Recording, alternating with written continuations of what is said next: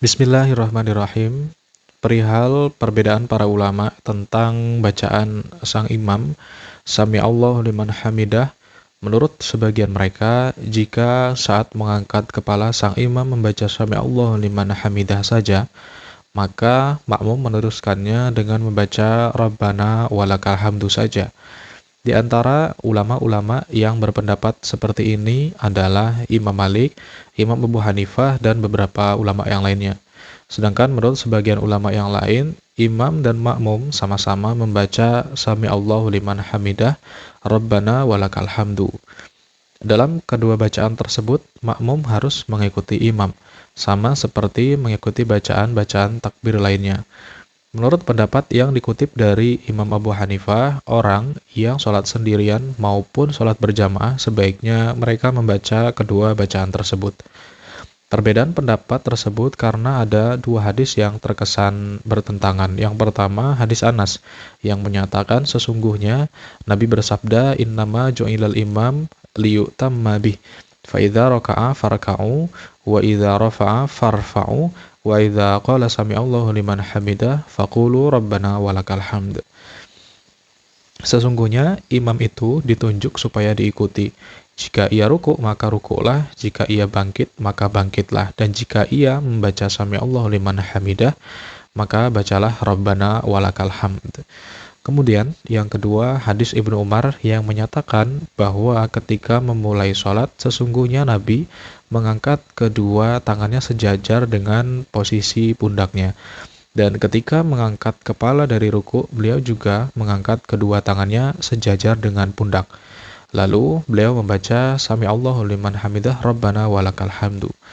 Ulama-ulama yang lebih mengunggulkan pengertian hadis Anas mengatakan bahwa seorang makmum tidak perlu membaca Sami Allahu liman hamidah dan seorang imam tidak perlu membaca Rabbana walakal hamdu. Ini adalah termasuk dari dalil khitab, karena mereka menetapkan hukum sesuatu yang tidak dibahas dalam syariat berbeda dengan sesuatu yang dibahas di dalamnya. Sementara ulama-ulama yang lebih mengunggulkan hadis Ibnu Umar mengatakan bahwa imam harus tetap membaca Rabbana walakal hamdu dan makmum juga harus mengikuti imam ketika membaca Sami Allahu liman hamidah. Karena hal itu masuk dalam perintah umum sabda Nabi. Sesungguhnya seorang imam ditunjuk adalah supaya dia diikuti. Nah, ulama-ulama yang berusaha mengkompromikan kedua hadis tadi membedakan antara imam dan makmum dalam hal bacaan di atas. Tetapi pendapat yang benar adalah dalil khitab dalam hadis Anas menuntut bahwa imam tidak perlu membaca Rabbana walakal hamdu dan makmum tidak perlu membaca Sami Allahu liman hamidah. Hadis Umar merupakan nas bahwa imam harus membaca Rabbana walakal hamd karena tidak seharusnya nas diabaikan demi dalil khitab, mengingat nas itu lebih kuat daripada dalil khitab. Sedangkan hadis Anas yang bersifat umum menuntut bahwa makmum harus membaca Sami Allahu liman hamidah.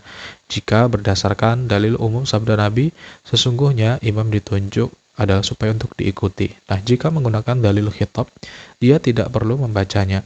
Jadi memang harus ada yang lebih diunggulkan antara dalil umum atau dalil khitab. Tetapi semua ulama sepakat bahwa dalil umum itu lebih kuat daripada dalil khitab. Tetapi kekuatan dan kelemahan dalil umum juga berbeda-beda. Oleh karena itu, kiranya tidak terlalu menyimpang kalau dikatakan bahwa ada sebagian dalil khitab yang justru lebih kuat daripada dalil-dalil umum. Sebab pada hakikatnya masalah bacaan makmum ini